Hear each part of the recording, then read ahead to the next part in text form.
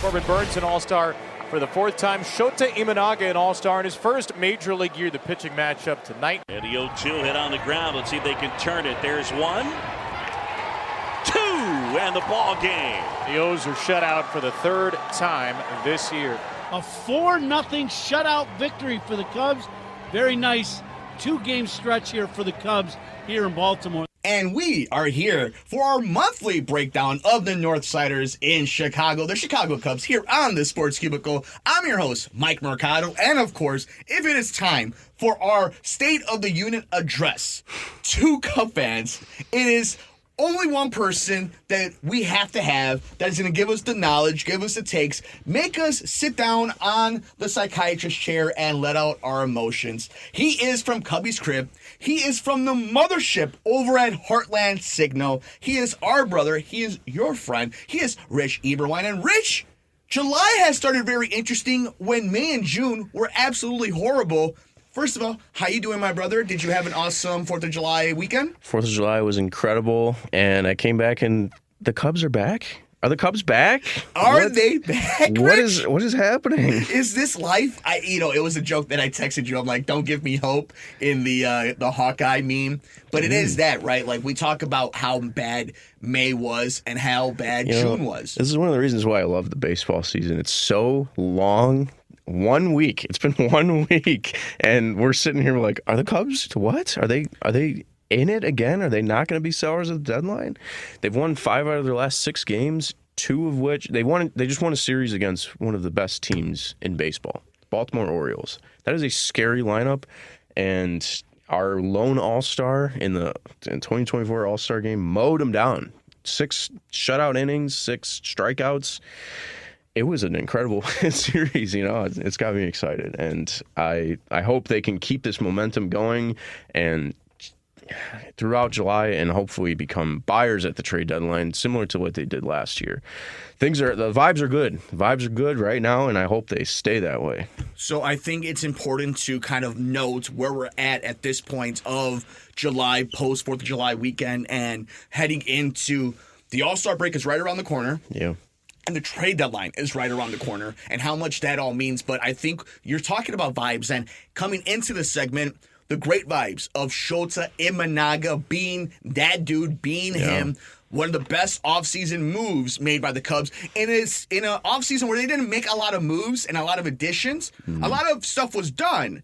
But addition-wise, this was a replacement of Marcus Stroman, and it has been an upgrade. I like Marcus Stroman. I've always got love for Marcus Stroman, but Shota has been a dog, and those vibes have been great. And we're going to spotlight that. I think we should circle back to Shota. I wanted to just make sure that we understand how good he has been and what a bright spot he has been for the Cubs. But I think it's important vibe-wise to talk about what we just found out heading into the studio, and it was something that was pretty obvious the minute we saw it happen. Cody Bellinger gets hit, and now what has happened since then? Yeah, so he was hit by a pitch, hit him on his left middle finger last night when he was at the plate. And it's looking like there hasn't been an official announcement, but Jesse Rogers from ESPN reported that Alexander Canario is heading to Baltimore. And after what Cody Bellinger said post-game yesterday, it certainly seems like he's heading to the IL. He said his finger was swollen to the point where he couldn't even grip the baseball and didn't trust himself to make a throw had he needed to in the outfield. Not great, not good. We don't know. We haven't had a report yet on the x-rays, so we don't know a timetable for his return, but it has big implications. Mainly, trade deadline, like you said, is less than 3 weeks away. Cody Bellinger is by far and away their most tradable asset this year, and if he is injured, when the trade deadline comes around, he's not going to get traded. So, that could coincide well with the team playing as long as they play good into the trade deadline like they did last year. I saw a stat. They had the same exact record 2 days ago. They had the same exact record as they did this time last year. That's interesting. What do you take from that? Roster construction, is this more of something that kind of goes to the point of David Ross could only have done so much, and they're expecting so much from Craig Counsell with the roster that has been constructed by Jed Hoyer and Carter Hawkins. I think a lot of it this year has been bad luck combined with injuries. They kind of go hand in hand. Like we talked about before, but the bullpen injuries were detrimental this year. And that really contributed to their record right now, I think. It doesn't help that the bats have been stagnant for 2 months. Yeah. They have not been able to get any offensive momentum going consistently for a long time now, a very long stretch, which does not help. But it also doesn't help that when you're in a lot of these close games, your bullpen can't lock it down because you don't have a lockdown closer. Adbert Alzolay went down. Two of your main setup guys, Yency Almonte and Julian Merriweather, went down.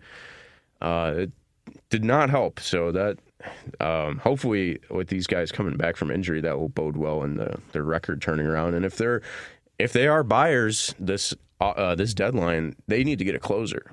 If they're serious about competing and they turn it around at the last second like they did last year, cleaned up some games in late July and got back to 500 and were competing again, your top of the priority list needs to be a closer because.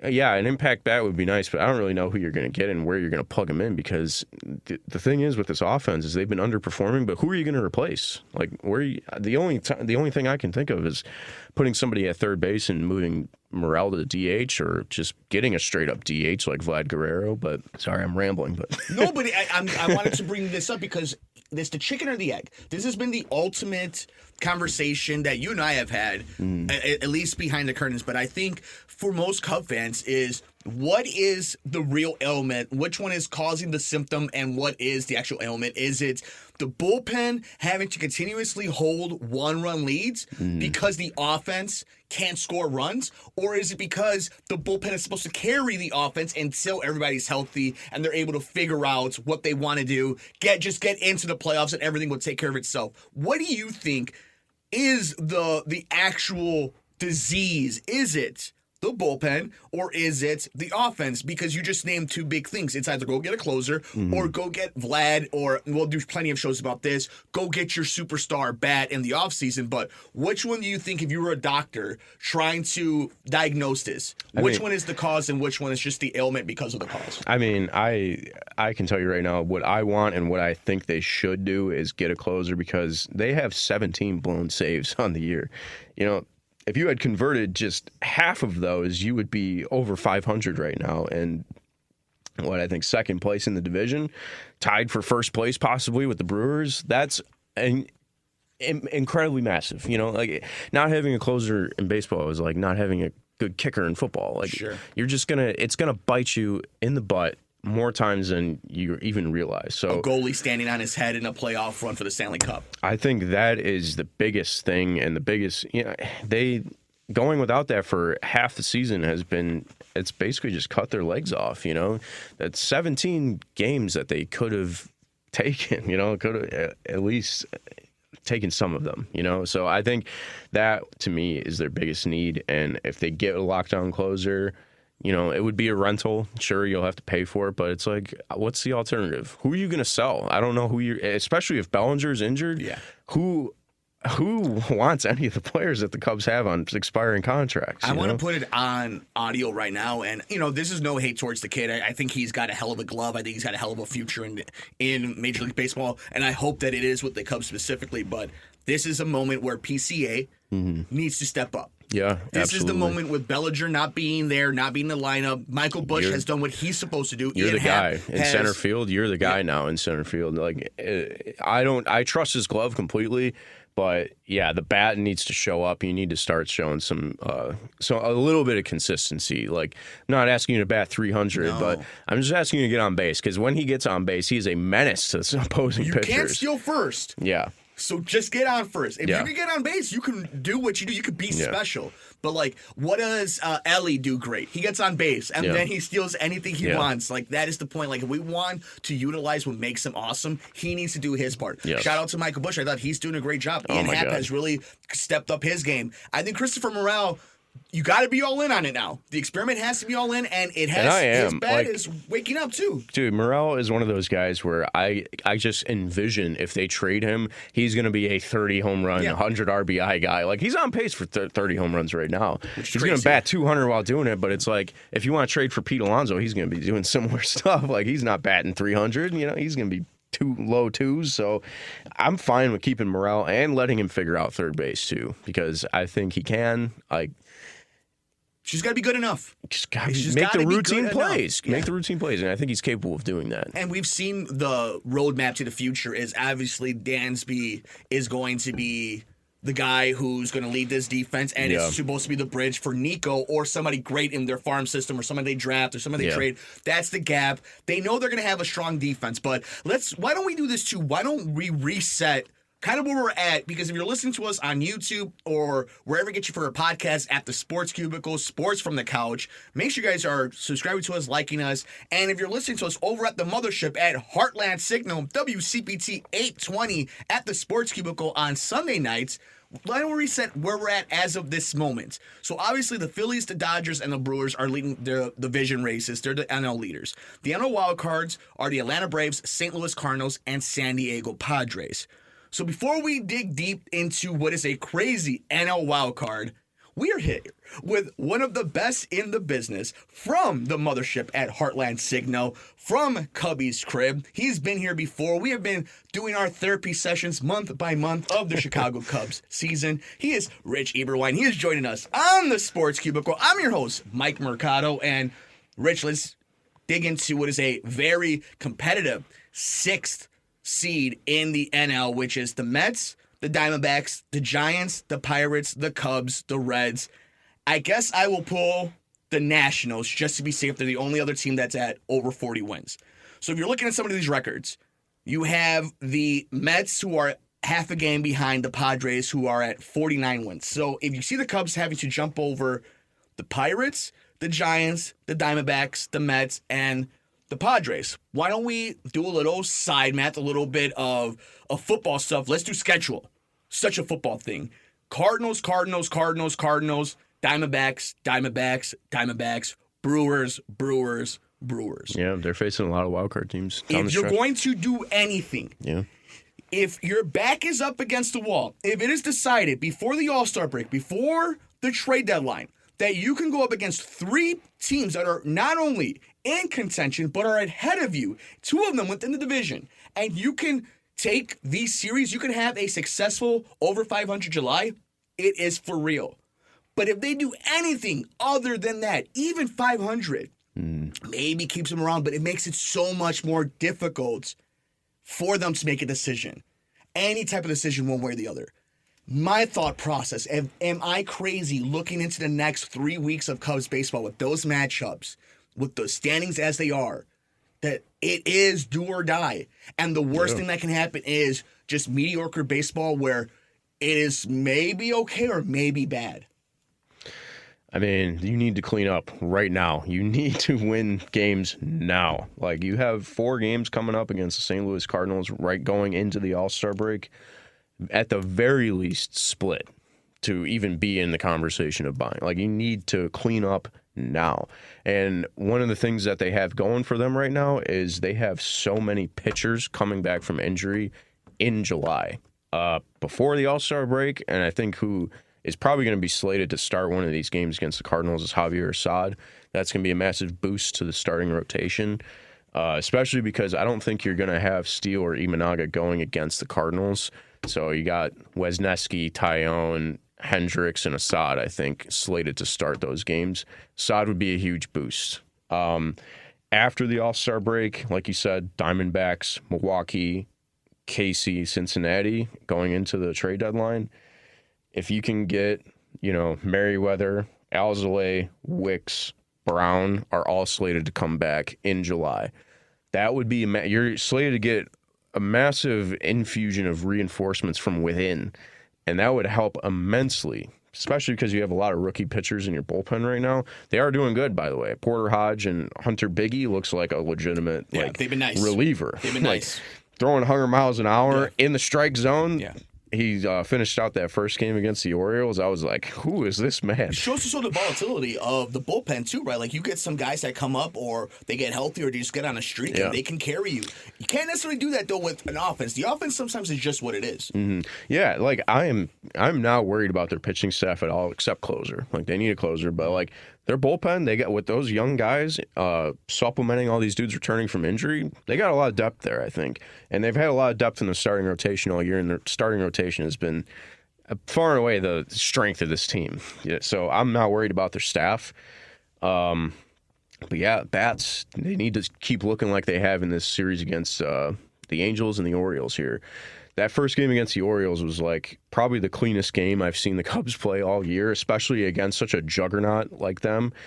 Obviously the staff got it done. Like Tyone and Imanaga cleaned up an absolute murderer's row of an Orioles lineup. They have several players on that team with OPSs over 800. It's incredible. Crazy. It makes me like jealous.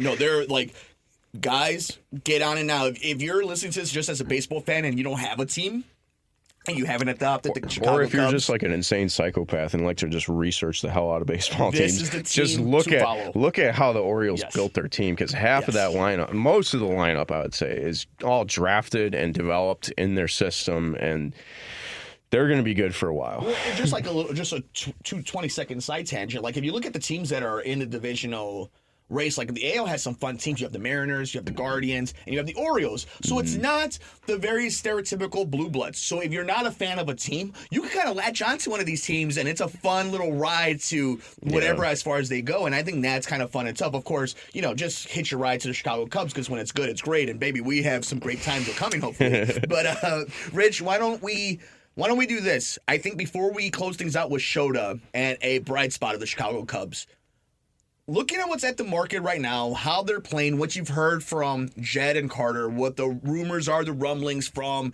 people connected, what you're hearing behind the scenes, what I'm hearing, what do you think they're going to actually do come trade deadline? What do you think the actual outcome is? What is your gut saying? Are they going to be buyers or sellers? I know that's an indication of, or you're going to have to see more math just to see what the actual record is, but it's too early to tell. But the gut reaction, just from what you've heard, what would they prefer? This is okay, and the reason I bring it up is Theo once said, never give up an opportunity to trade, to sell, to, I guess, regroup is his idea, to replenish. Yeah. Do you think that Jed and Carter are more willing and more hopeful that this team plays down to his ability, or do you think they want to see them go on a run and make it difficult for them? What do you think they want to do? They obviously want to see the team go on a run and make it difficult, because that's, and it's so funny how like similar it is to last year. It's like when Mike Tauchman made that catch in St. Louis, it was like that was the nail in the coffin. That was like a week before the trade deadline. So there's still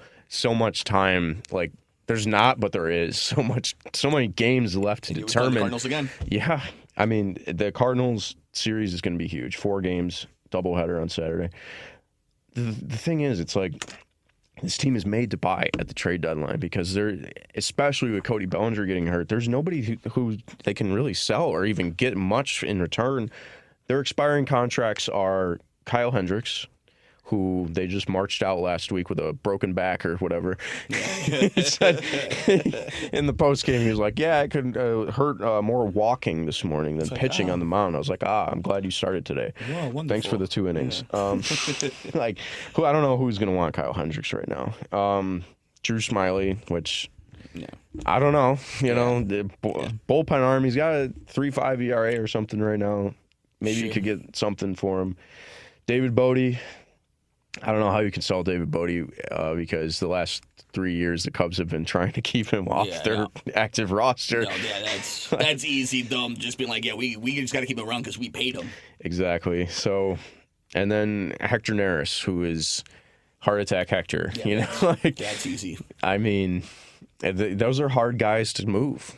And unless you're willing to trade guys who aren't on expiring contracts, I've seen a lot of Nico Horner rumors flying around, which I think would be a mistake. Yeah. I've seen a lot of Morel rumors flying around, which I think would also be an even bigger mistake. who are you going to move? It's Bellinger or nothing. And at this point, with him being injured at this point, and we still don't know whether he's on the IL or not. This injury could make the decision for them. Yeah, it honestly could. And it could be for the best thing where if they find a way to stay consistent right now and they go on a little bit of a streak and they're able to gain some support and then get Bellinger back, that might be something that can benefit them. Again, the addition of a bat that's within your own system. But I think that's what's going to be... I think that's going to be the thing to really keep an eye on over the next few weeks is to see how bad this injury is for Bellinger, because it's going to make the biggest difference. You know, and there's addition-wise, buying, there's a lot of closers on the market. There's going to be Carlos Estevez from the Angels, who I think has converted 10 of his last 10 opportunities and saves. Throws 99-mile-an-hour fastball, that type of stuff. Michael Kopech could be on the move. Another crosstown trade. It could be dicey, but we'll see. Hey, he just threw an immaculate inning.